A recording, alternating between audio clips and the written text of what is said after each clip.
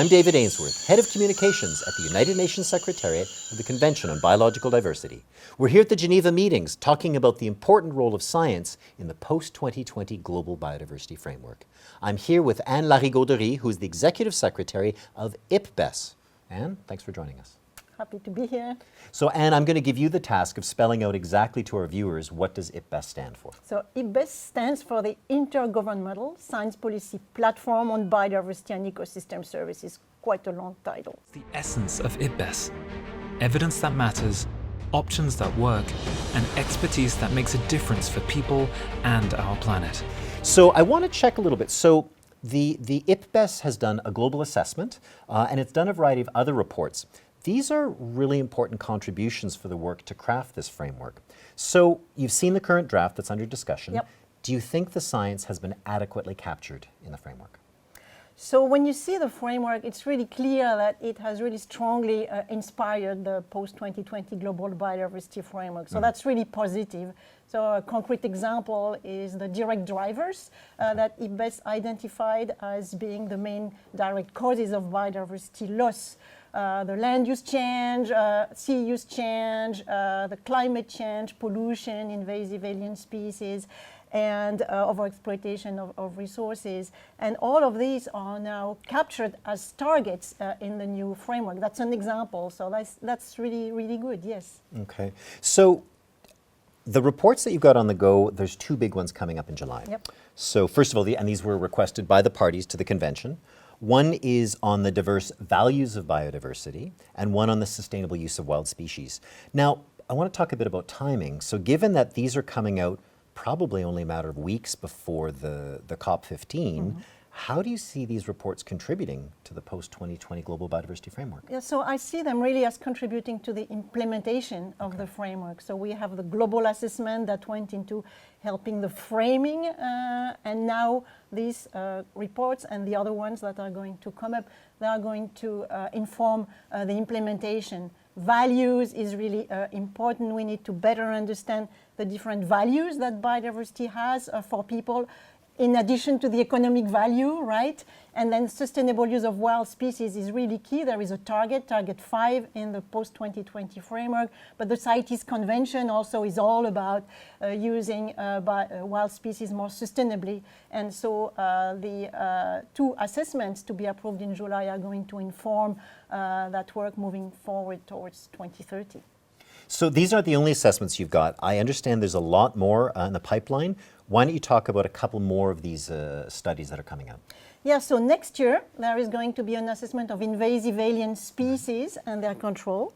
And then we have started just this year 2 new big reports that were also requested from COP14 of the Biodiversity Convention.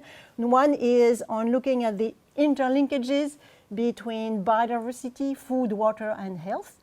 So how to simultaneously reach these sustainable development goals, you know, and not use the silo approach, which sometimes reaches one goal at the expense often of biodiversity, right?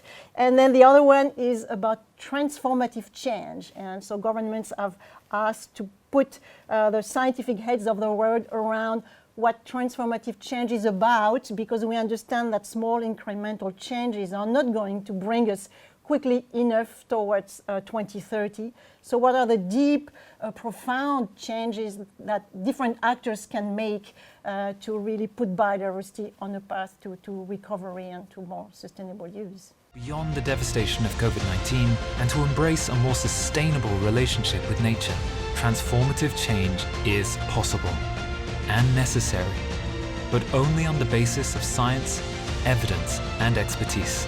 The IPBES community stands ready to embrace these challenges and to... The transformative change will be very, very important. A number of the people we've interviewed here were talking about that question of transformative change. Yeah.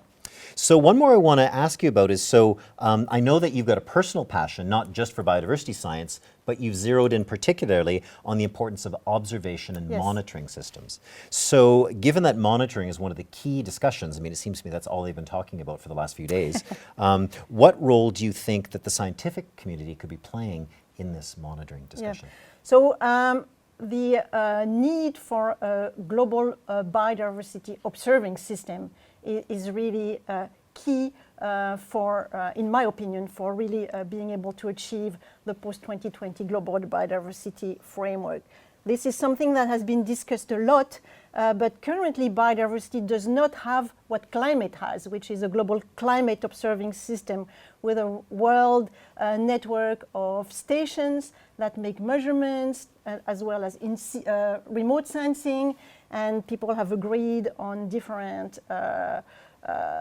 variables to measure, which can serve for the national reporting and for the international reporting as well. For biodiversity, we have bits and pieces, many of them still within the scientific community, but there is no operational system in an intergovernmental way with enough resources, especially for developing countries. So the scientific community has been working for many, many years. It really has a blueprint already of what this could look like, of the type of measures that could be made, of the type of methods, the data centers that would be needed. And so now the conversation in the context of this week needs to elevate this so that governments then have buy-in and really establish an intergovernmental process, I believe, in order to implement the vision of the scientists. So we've got a huge role, actually not one role, we've got multiple roles for IPBES moving forward in this process. Yes, for sure. Great. We'll be here. Thank you very much, Anne, for joining us today. And I thank all of you for joining us. We'll have more of our Biodiversity Beat interviews coming up. I'm David Ainsworth.